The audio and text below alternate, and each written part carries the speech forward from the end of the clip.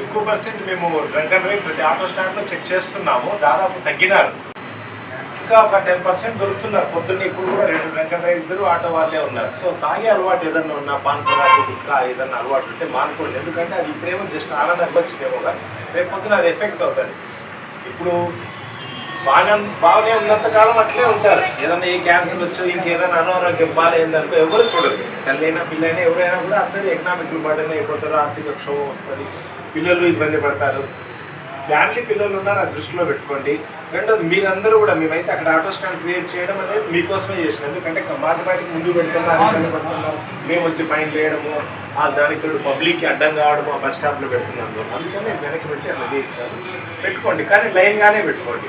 ఆ ముందర ఎవరన్నా పెట్టినారనుకోండి, ఏం మాట్లాడద్దు వాళ్ళతో, జస్ట్ ఫోటో తీసి ప్రూఫ్ ఉంటుంది, దాంట్లో పెట్టేయండి నాకు, నేను వాళ్ళ ఫైన్ వేస్తాను. నో డౌట్ వాళ్ళు మానుకుంటారు. సో